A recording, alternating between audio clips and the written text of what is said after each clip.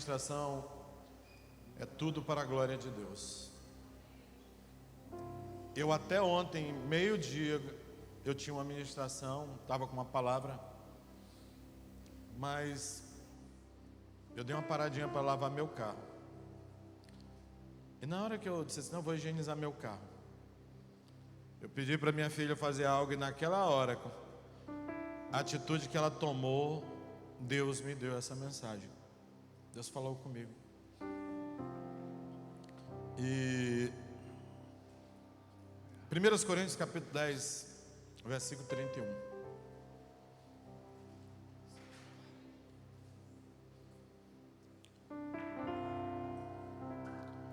Diz assim: portanto, quer comais, quer bebais, quer façais qualquer outra coisa, fazei tudo para a glória de...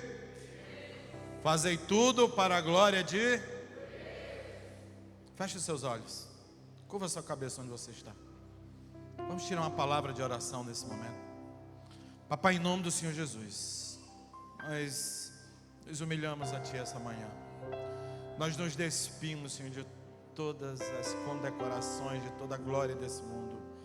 Nós nos desconectamos de toda a ansiedade, de toda a expectativa humana, de tudo aquilo que tenta nos constranger. Senhor, nós nos rendemos diante do Teu trono, declarando que o Senhor é a nossa porção, o Senhor é a nossa força. E nessa manhã, nós declaramos que nós nos submetemos à Tua verdade, ao governo do Teu Espírito Santo. Chamamos sobre nós essa verdade para o dia de hoje e recusamos acreditar nos nossos próprios pensamentos e sentimentos. E tornamos cativos a Tua palavra, ao Teu Espírito Santo da verdade, declarando assim que a Tua verdade importa, e importa te obedecer. Eu declaro, Senhor, todo o céu de bronze sendo quebrado na nossa cidade, no nosso país, e que haja uma unidade, Senhor, na igreja, uma unidade no corpo, uma unidade ministerial. Chamamos a Tua verdade na nossa vida, nos nossos púlpitos, nas nossas famílias, na nossa nação, e declaramos, Senhor, eu quero declarar esse ambiente totalmente rendido a Ti, a Tua palavra, ao Teu Espírito Santo. Eu quero declarar toda a mente aqui cativa ao Teu Espírito Santo, em o nome do Senhor Jesus, amém. Por bondade, se assente. Queridos, pare para pensar comigo um pouco. O que você tem feito ultimamente? Tem glorificado a Deus? A sua vida tem glorificado a Deus? Essa semana eu cheguei aqui no culto dos homens e no carro Deus estava falando muito aquilo comigo. As minhas filhas estavam chegando em casa cansadas, e eu olhando para elas, foram para a vigília, era oração, é reunião. Eu brinco com o pastor Jefferson: pastor, aqui na igreja é bom que aqui não dá tempo para se desviar. A gente se envolve tanto que não dá tempo para desviar. A gente sempre tem algo para servir. Sempre tem uma covazinha assim para a gente jogar uma semente. Sempre tem uma ferramenta aqui que a gente pode usar ela para servir. Aqui é um lugar de inclusão. Aqui é um lugar de acolhimento. E eu olhando assim para a vida das minhas filhas, Deus falando comigo desde o domingo passado aqui, olhando para a minha família se movimentando na igreja. E durante a semana eu vi elas cansadas. Eu comecei a glorificar Deus. Deus, obrigado. Porque por muitas vezes eu passei sono por ressaca. Por muitas vezes eu passei sono porque eu pecava deliberadamente, por estar lá no mundo, por não ter a consciência que o Senhor queria para mim, como homem de Deus, um homem de verdade. Só que os meus filhos não me viram pecar deliberadamente, mas me viram um comportamento de um homem de Deus, a mãe delas como uma mulher de Deus. E a Bíblia diz que é para nós instruirmos os nossos filhos. E toda a instrução, ela não diz: olha, vai para a igreja, olha, faz isso. Porque muitas vezes tem pais que eles se tornam, irmãos, muitos cobradores e acusadores dos seus filhos. E nós sempre iremos arrastar pelo exemplo. A nossa maior ministração é quando o nosso silêncio, nas nossas atitudes, falam mais do que nossas palavras. E aí eu entendo o que o pregador quis dizer quando ele diz: pregue a palavra. E se preciso for, use palavras. Porque pregar a palavra é servir a Deus com um testemunho que glorifique o nome dEle. É quando no nosso silêncio, nos lugares onde a gente acha que ninguém está nos observando, é nesse lugar onde nós somos aprovados. Quem somos nós quando ninguém nos vê? Quem somos nós quando estamos em lugares desertos, onde ninguém nos conhece, onde os holofotes não estão sobre nós? Quem somos nós? Eu estava lavando o carro e eu pedi para minha filha caçula: faz um favor para mim. Tirei os tapetes do carro, só tira o excesso aqui, que depois eu vou higienizar o carro. E ela estava apressada para assistir um filme com a irmã. Ela: oi, onde está a escova? Onde está isso? Onde está aquilo? E ela começou procurando e não achava. E eu vi que ela começou assim, a se irritar um pouco. Eu falei: meu amor, faz um favor para mim, abre bem o celular do papai, faz rapidinho aí. Procura bem, veio um texto aqui na minha cabeça, procura bem 1 Coríntios 10:31. Ela abriu. Lê para mim, por favor. Quando ela leu, eu disse: olha, para lavar esse carro, eu preciso glorificar a Deus. Limpando esse carro aqui, eu preciso limpar ele, pensando em glorificar a Deus. Irmãos, é nas mínimas coisas. E então naquele momento o Senhor falou: essa é a administração, isso aqui é para você. Porque às vezes nós não olhamos para as pequenas coisas, nós só olhamos para as coisas grandes. Mas o que contamina uma pessoa é aquilo que sai de dentro dela, do coração. Sabe quem é que vai chegar primeiro para você? Todas as vezes que nós entramos em uma prova, todas as vezes que o Senhor permitir que eu e você, que algum de nós entre em uma prova, lembre-se de uma coisa: sempre quem vai chegar primeiro é o diabo. Porque ele sabe que Deus tem tempo e hora certa para chegar. E ele vem, porque ele nos garantiu. Mas Jesus foi ao deserto para ser provado. Jesus passa 40 dias, mas para chegar ao deserto ele passa no Rio Jordão, é batizado, e o Pai desce lá através da forma corpórea de uma pomba, o Espírito Santo, e Deus brada ali dizendo: você é meu filho amado em quem tenho prazer. Ele vai para o deserto, e depois de 40 dias a Bíblia diz: Jesus teve fome, e o diabo vem tentar ele, e ele usa o quê? Ele usa a palavra, ele usa a Bíblia. O diabo tem mais Bíblia do que muito crente, irmãos. Ele vem tentar ele na palavra: se é filho de Deus, prova para mim então. Ele vem lá na filiação dele: como é que você é filho de Deus e tem um pai que te abandona? Está aqui com fome, necessitado. Pega essas pedras aí, transforma em pão, eu vou acreditar. E Jesus confronta ele onde? Na palavra. Ele diz: olha, nem só de pão vive o homem, mas de toda palavra que sai da boca de Deus. Porque era a última coisa que Jesus tinha ouvido da boca do Pai. Foi o que levou ele ao deserto, era o que alimentava ele, era o que estava mantendo ele ali naquele lugar, era o que tinha saído da boca do Pai.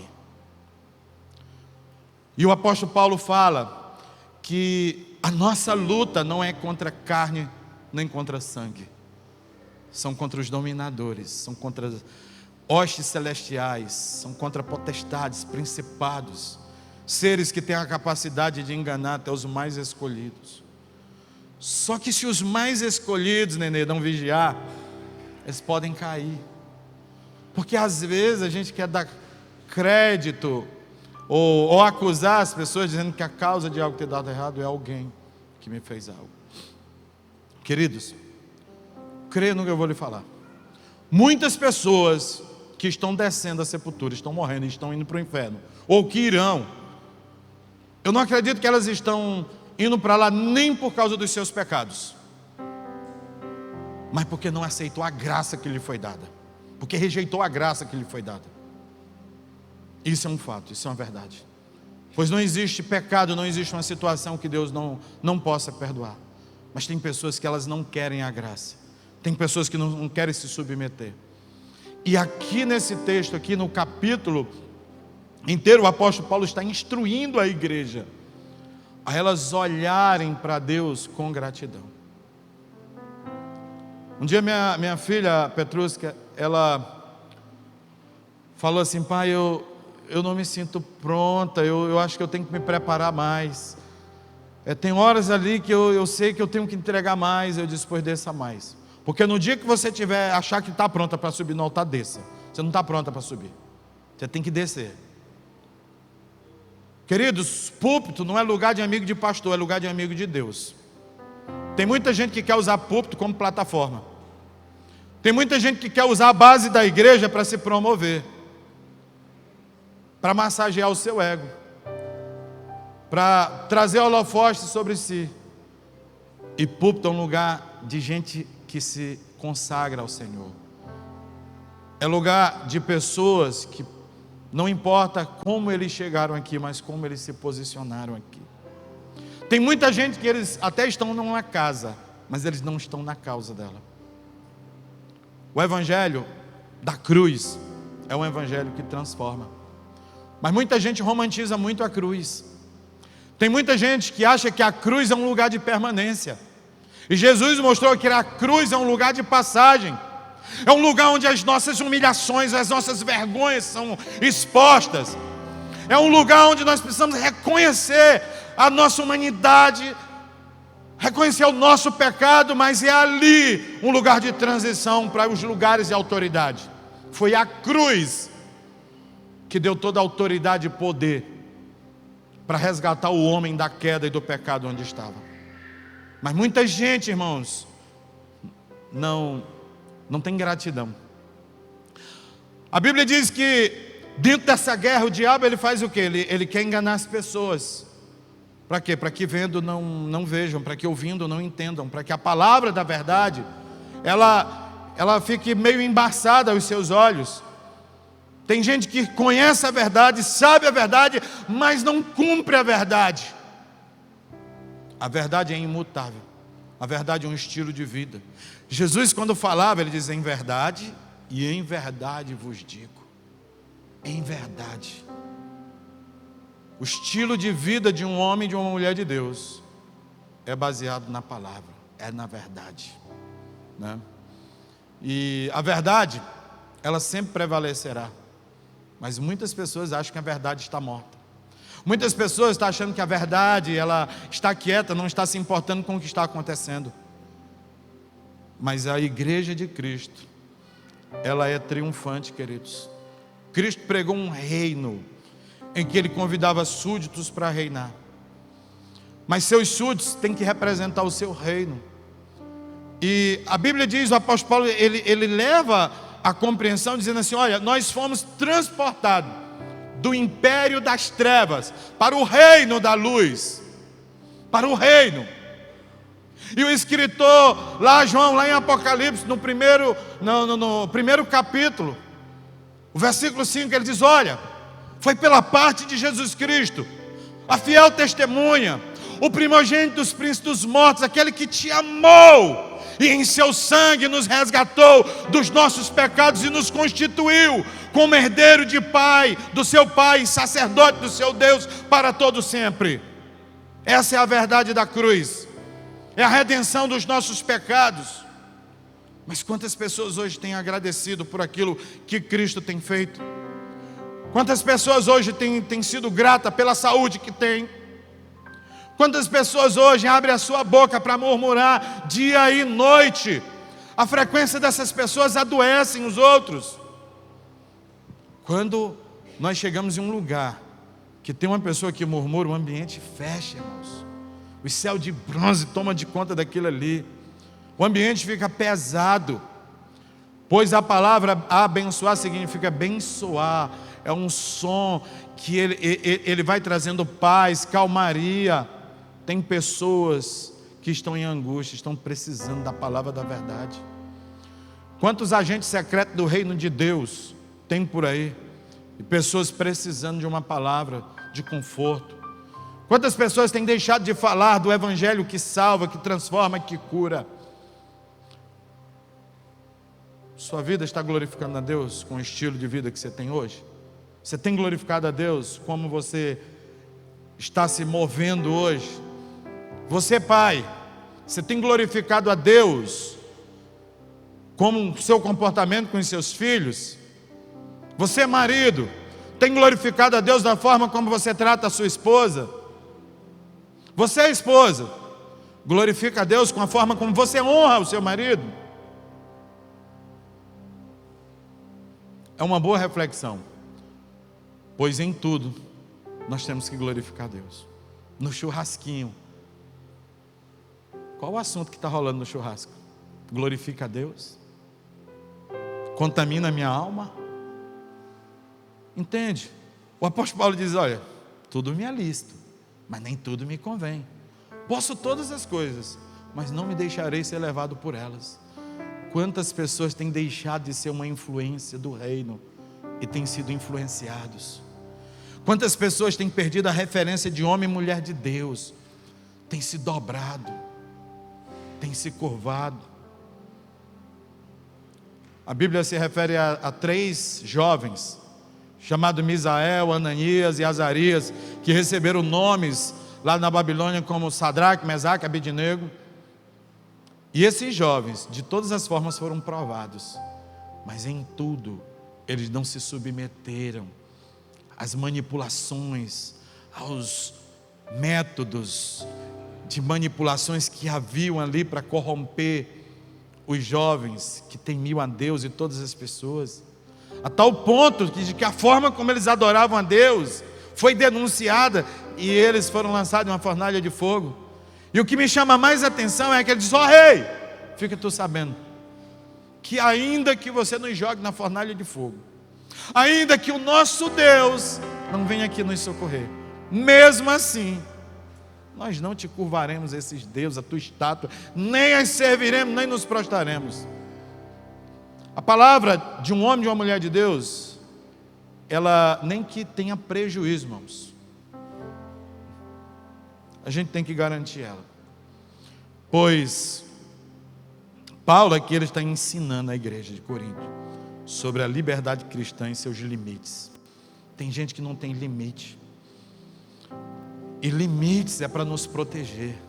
Um pai, a figura paterna, né? Um pai quando ele é presente, quando ele é um exemplo para os filhos.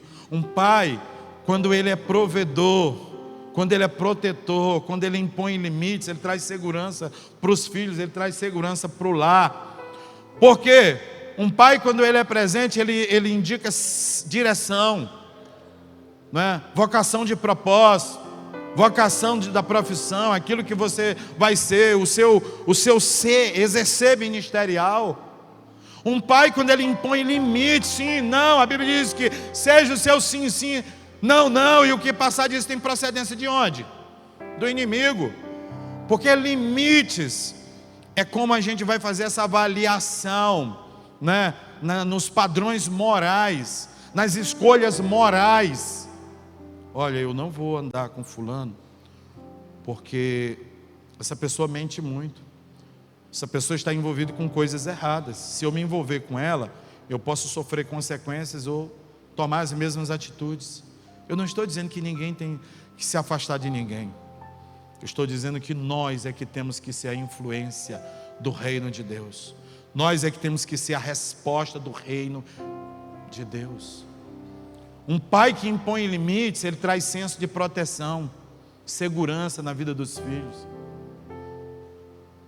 E quando o apóstolo Paulo ele traz aqui esse ensinamento, isso também eu fico refletindo na minha família, nas pequenas coisas.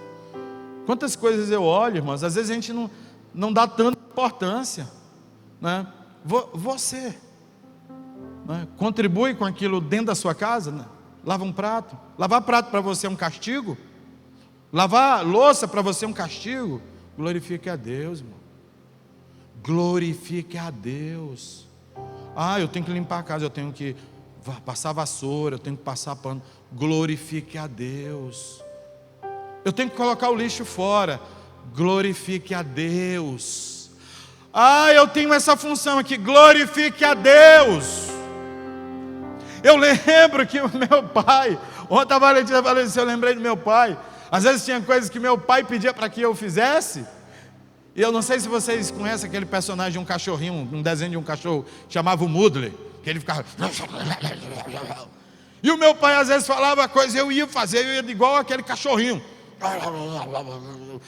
Zangado, sisudo, sem vontade. Não dava glória para Deus, pois se submeter ao Pai no Senhor significa que eu estou honrando a Deus. Eu estou entrando nos limites de proteção e recebendo toda essa cobertura. Para receber a cobertura de Deus, nós temos que nos submeter às autoridades. Como é que eu congrego numa igreja que tem doutrina? Eu não me submeto a isso. Quando eu vim congregar aqui, a primeira coisa que eu perguntei ao pastor Gerson: pastor, por onde eu começo? Ele disse: pelo banco, pela escola de servo. Escola de servo, sim senhor, tudo bem. Você tem um tempo e tal, ok. Irmãos, a humildade é um caminho que todo homem e mulher de Deus tem que caminhar, pois Jesus, ele é o príncipe da paz. A Bíblia diz que ele é humilde e manso de coração. E a humildade, ela precede a honra, mas a arrogância, a soberba sempre vai abater pessoas que se acham muito grandes. Honra teu pai, honra tua mãe, para que tudo te vá bem, os teus dias sejam prolongados sobre a face da terra. Provérbio 20:20. Aquele que desonra seu pai ou a sua mãe, apagar-se-lhe a sua lâmpada em densas trevas. O que significa isso? Eu vou perder a capacidade de ver a realidade diante dos meus olhos. Eu vou perder a luz do caminho, a direção. Eu vou perder a percepção de entender como Satanás está tentando me enganar, como que ele está distorcendo a verdade diante dos meus olhos. E é por isso que a Bíblia manda honrar, porque a honra abre os céus. Uma pessoa, quando ele é grata, você já viu alguém grato e infeliz ao mesmo tempo? Você nunca vai ver. Nunca vai ver alguém grato e infeliz ao mesmo tempo. Porque a gratidão, ela é a chave do coração. Ela é a expressão do coração. A gratidão, ela te entrega até aquilo que você nunca pediu. Ela vem trazendo o transbordo, ela vai enchendo a taça e vai transbordando. É por isso que Davi, ele fala que na presença de Deus, ele queria um cálice transbordante. Porque um cálice transbordante é uma festa que não tem fim. Porque uma festa de um rei, os convivas, todos os convidados ficavam muito atentos ao cálice do rei. Todas as vezes que o mestre Sala ia servir o rei, ele deixava a taça aqui. Se ele mandasse parar, a festa acabou. Mas se transbordasse, a festa continua. Na presença do rei, o cálice tem que ser transbordante. Na presença do rei não existe espaço para murmuração. Na presença do rei não existe espaço para mudler, para jovem rebelde. Não, na presença do rei é lugar de transformação. É lugar que as crianças como Samuel começam a interpretar os sonhos e visões de Deus. É onde Deus começa a se manifestar na nossa simplicidade. Porque às vezes a gente é até menino quando começa com Deus, né? Eu lembro quando eu me converti, aquele amor, aquele fogo. Minha palavra era uma palavra de cruz muito forte, né? Tinha hora que eu queria orar, eu queria ir numa funerária e orar para alguém ressuscitar. Porque não, mas está escrito. Oh, queridos, se a igreja se movesse nesse amor. Quantas vezes eu lembro assim que eu parava assim e ficava chorando, deitado.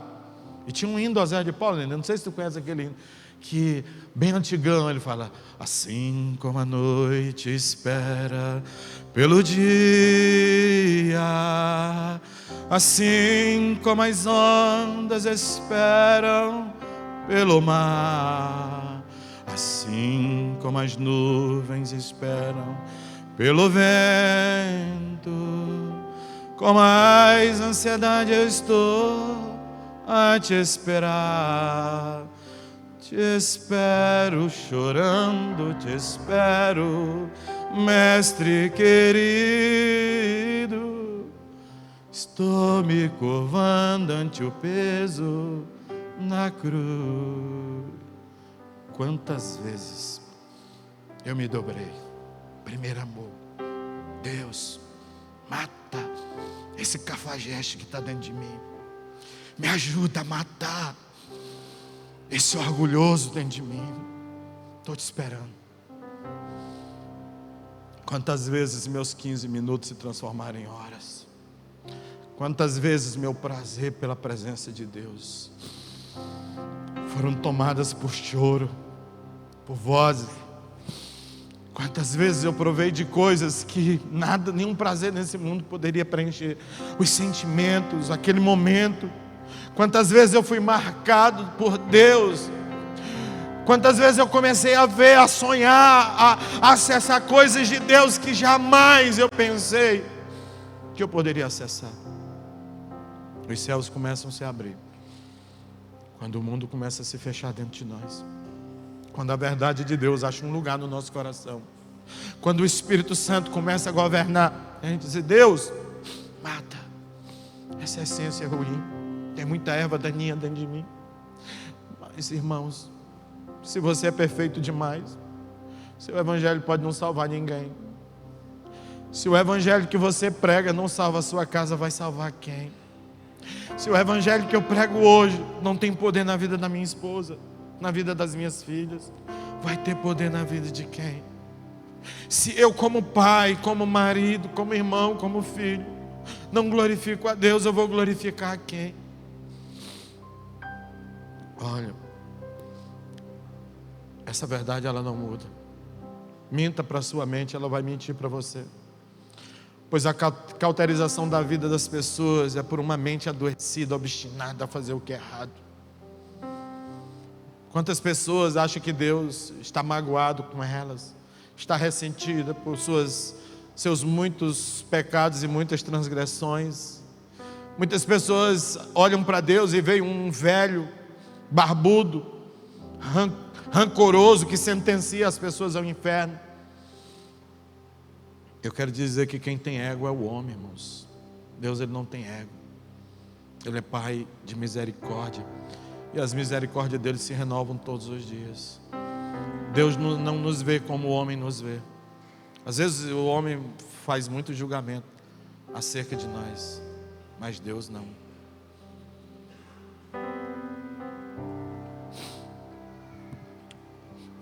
Deus usou Moisés para tirar o povo do Egito, de um lugar de cativeiro, de escravidão. E Deus se apresentava a esse povo durante o dia com uma nuvem, uma coluna ali, protegendo do sol, do calor. E durante a noite ele vinha aquecendo como uma labareda de fogo. E o povo começou a murmurar: nos tiraste lá do Egito para vir morrer aqui. Nos tiraram de lá tinha pepino, tinha cebola. Irmãos, olha a mentalidade de uma pessoa escrava. Uma pessoa escrava, ele sempre vai pensar na comida do cativeiro. Quantas pessoas hoje que sofreram muito na infância, tiveram uma vida de escassez e depois receberam uma vida abundante, transformada, e hoje não se permitem ir a um restaurante comer uma comida melhor. Estão tão bloqueadas que elas não conseguem nem desacelerar para viver a vida. Elas não se permitem transbordar naquilo que Deus lhe entregou. Por quê? Por causa das suas programações lá atrás. E quando o apóstolo Paulo fala que nós não lutamos contra carne e sangue, ele fala que nós lutamos contra os dominadores, é sobre isso que ele fala. Porque às vezes nós queremos dizer: mas o mundo está perdido. A Bíblia diz que o mundo está no maligno, mas a igreja governa através de Cristo, irmãos. A igreja é uma igreja vitoriosa. Se nós olharmos para a Bíblia, o que é que Apocalipse fala? Apocalipse, ela mostra o cenário para todos aqueles que não creem, para crer. Apocalipse está mostrando que uma igreja iria ser perseguida, mas tem um cordeiro que governa e vence como um leão, irmãos, que vem montado no cavalo branco e que governa todo mundo, e que o governo dos mundos está na palma da mão. Às vezes nós queremos estremecer, às vezes nós queremos duvidar. Duvidar de quê? Para quê? A dúvida pode até fazer parte do processo, mas não do nosso coração. Há momentos que nós podemos até sentir uma dúvida, mas o Espírito Santo sempre vai nos guiar. Mas são os juízes, são os políticos, são isso ou aquilo. Entenda, queridos, lá no Êxodo, no capítulo 20, Deus está dizendo para o povo que os padrões geracionais, a cultura da família, o diabo pode pegar isso e perpetuar na geração se isso não for olhado. Se nós não olharmos para a nossa família e tentar mudar esses padrões. Moisés chega para o povo lá, a partir do capítulo 5, a partir do versículo 1, até o versículo 5 especificamente. O texto lá diz assim: então falou o Senhor Deus a Moisés dizendo: eu sou o Senhor teu Deus que te tirei da terra do Egito, da casa da servidão. Não farás para ti imagem de escultura, nenhuma semelhança do que é em cima no céu, nem embaixo da terra, pois eu, o Senhor, sou Deus zeloso, que visita a iniquidade dos pais nos filhos até a 3ª e 4ª geração daqueles que me aborrecem, mas uso de misericórdia até a 1000ª geração daqueles que me honram, daqueles que se posicionam, daqueles que olham para o seu passado e não julgam os seus pais, mas querem dar um novo sentido. Agora eu vou honrar os meus pais, mudando a história. Nós não estamos lutando contra a carne nem contra a sangue, são contra os dominadores que querem manter esse mesmo padrão, esse mesmo cativeiro na nossa família. E nós temos o poder de mudar através das nossas percepções. Quando nós mudamos as nossas percepções, se os nossos pais erraram, nós não vamos condená-los, nós vamos incluir eles dentro do coração. Talvez muitos que estão me assistindo agora pelas redes, ou que estão aqui, nem conheceram o seu pai. Talvez nem tenham o nome no seu registro de nascimento. Independente se esse pai te acolheu, se ele foi presente ou não, 50% de você é ele, né? Para você mudar a sua história, você precisa incluir. A honra não é pelo merecimento, é por quem ele é. Todas as vezes que nós olhamos para os nossos pais ou para a nossa família e nós procuramos defeitos, nós não estamos glorificando a Deus, nós estamos murmurando com a nossa origem. Nós estamos murmurando e reclamando: olha essa família de onde eu vim, eu poderia ter nascido em tal lugar, poderia ter nascido em tal país. Glorifique a Deus. Pensa uma pessoa que tem orgulho de onde veio. Queridos, eu nasci em um lugar que nem existe mais no mapa do Brasil, para você ter uma ideia. Eu nasci em um lugarzinho lá no Maranhão, chamado São Pedro dos Cacetes. Era um povoadozinho de 2.000 pessoas, que lá havia antes era uma aldeia indígena, e depois essa aldeia ganhou na justiça e todos tiveram que ir embora de lá. E quando meu pai viu aquilo, ele disse: a gente tem que ir embora daqui, porque aqui não tem mais lugar para nós. E eu vivi no Maranhão, e a cidade onde eu morei por muito tempo, eu tenho muito orgulho dela. Eu trago com gratidão no coração todas as pessoas. Eu agradeço a Deus, todos de Deus, obrigado por ter vindo lá do Nordeste, especialmente do Norte, né? Bem próximo ao Pará. Obrigado por ter vindo de lá, por ter vindo desse povo, pelos meus pais. Eu aprendi a incluir os meus parentes, que por muitas vezes eu achava que eram problemáticos, que era difícil. E eu comecei a trazer essas pessoas, mudar a minha percepção, porque nós precisamos ter gratidão a Deus pela nossa origem. Quando nós somos gratos, Deus começa a abrir diante de nós as portas, o entendimento, as coisas boas começam a chegar na nossa casa, na nossa família.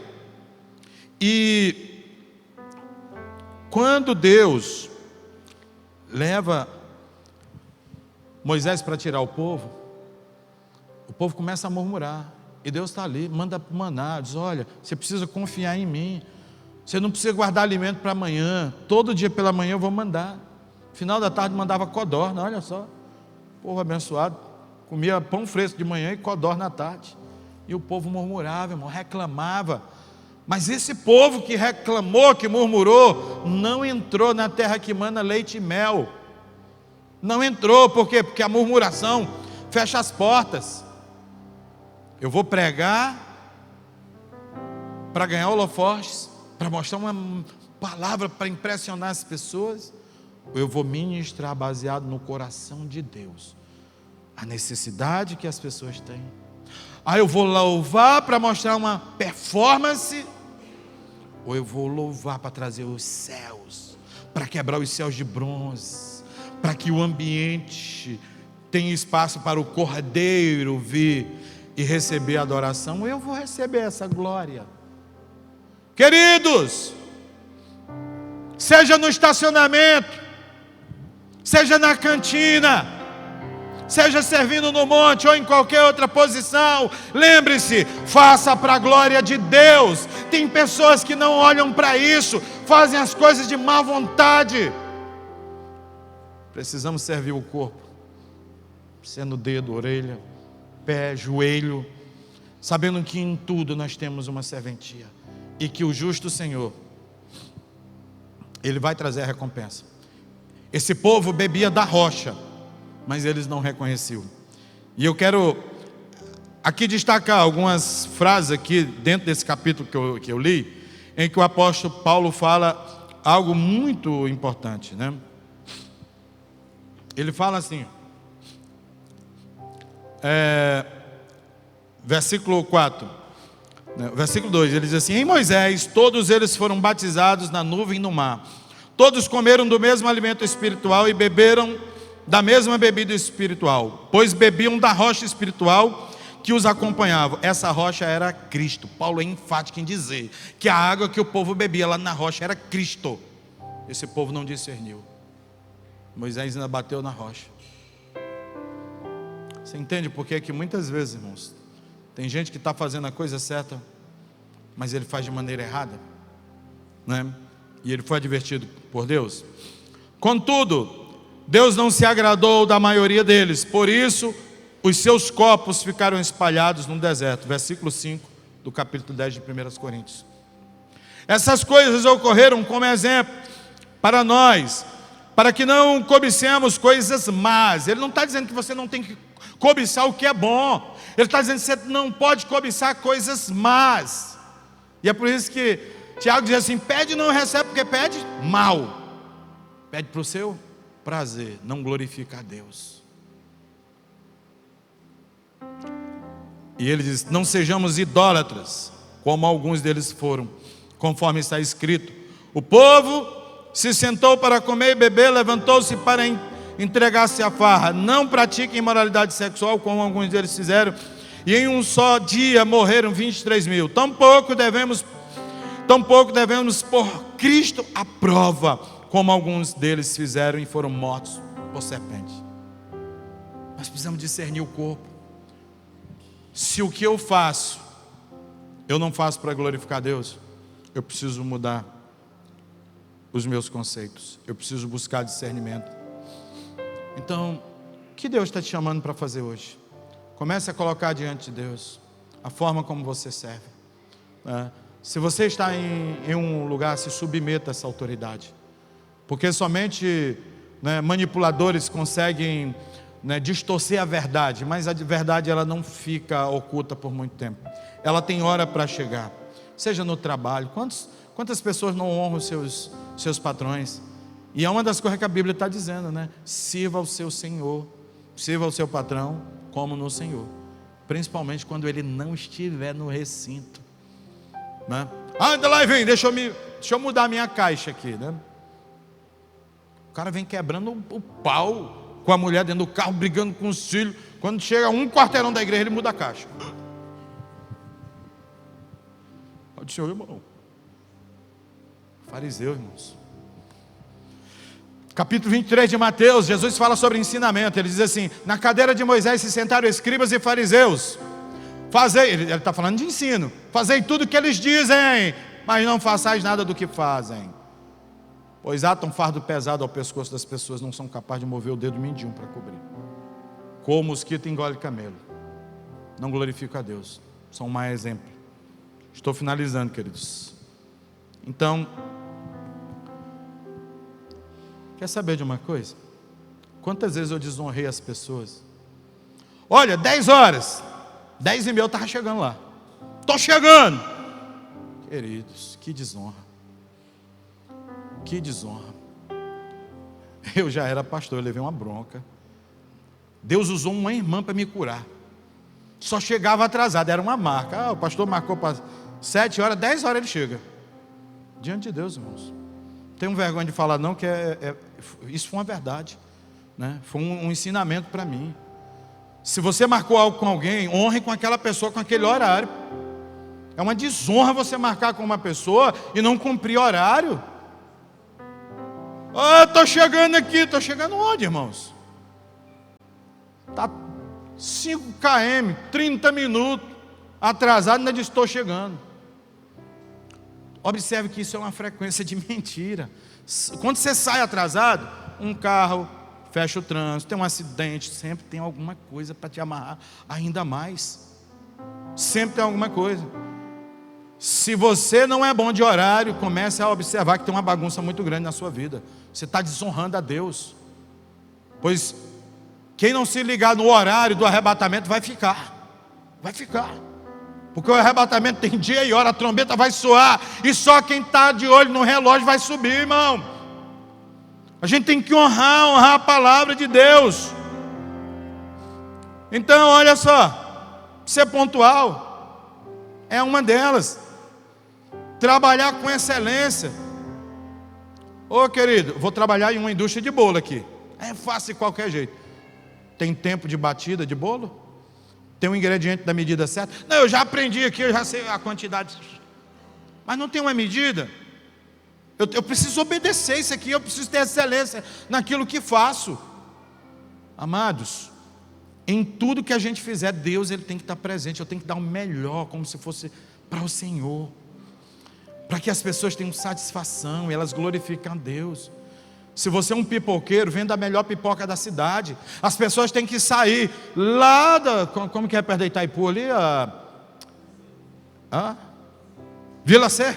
Não, do lado de lá. Eu não conheço, mas Vila C, vamos dizer. Aí você está aqui na região do Morumbi. O cara tem que sair para comer a pipoca que você faz e deve sair impressionado. O que tem diferente nessa pipoca? A pessoa vende um salgadinho, um espetinho, está lá do outro lado, mas ele glorifica a Deus. Cara, eu não sei o que é, mas é o melhor da cidade. Isso aqui não tem igual. Eu já fiz muito isso no Maranhão. Atravessar a cidade para comer algo tão simples, mas que tinha muito amor, muita entrega, muita intensidade. Eu vou casar para ser feliz. Casa não. O propósito já está errado. Casamento é entrega. É igual culto. Aí eu vou para o culto para eu receber. Culto é entrega. Toda vez que alguém subiu o monte, era para entregar sacrifício. A gente se enche no nosso quarto, é no dia a dia lendo a palavra, é meditando na palavra dia e noite, não se desviando dela. Deus fala comigo, abre os meus olhos, e aquilo que eu falo com Deus no meu secreto, aquilo que eu comi durante... Eu venho para o culto para entregar, para reconhecer, né, para ouvir o que Ele falou no meu quarto e se conectar. O meu irmão está aqui falando, está ministrando, está batendo aqui, está testificando, pois foi a mesma coisa que Ele falou no meu quarto. Poder de Deus, queridos. Ai, Jesus. Vou deixar um texto aqui para a gente finalizar. Colossenses capítulo 3, versículo 22. Escravos, obedeçam em tudo aos seus senhores terrenos, não somente para agradar-lhes quando estão observando, mas com sinceridade de coração. Pelo fato de vocês temerem ao Senhor, tudo o que fizerem, façam de todo o coração como para o Senhor, não para com os homens, sabendo que receberão do Senhor a recompensa da herança, pois é a Cristo o Senhor a quem vocês servem. Dá para fechar aqui, não dá? É a Cristo o Senhor. Quando você desonra, você talvez não está desonrando aquela pessoa, você está desonrando a Cristo. Quando eu não me submeto a uma palavra de Deus, eu estou sendo rebelde. Quando eu falo de alguém, eu estou dando a minha boca para o inferno. Pois Jesus diz: não julgueis, para que não sejam julgados, pois com a mesma medida, com a mesma fita métrica, com o mesmo juízo que eu elaborei, vão medir a mim. Isso é um fato, isso é uma verdade. Irmãos, em tudo a gente tem que lutar contra a murmuração. A murmuração ferrou com muita gente, e até hoje ainda tem tirado muita gente da terra da promessa. Você não veio hoje aqui para apanhar nem para ser exortado. Você veio hoje aqui para pegar chaves, dizer: Deus, isso é um fato na minha vida. O Senhor Jesus disse que o que contamina o homem não é o que entra pela boca, mas é o que sai dela. Pois de tudo que nós temos que guardar o nosso coração, pois deles procedem as saídas da vida. Eu quero te convidar a se colocar de pé nesse momento.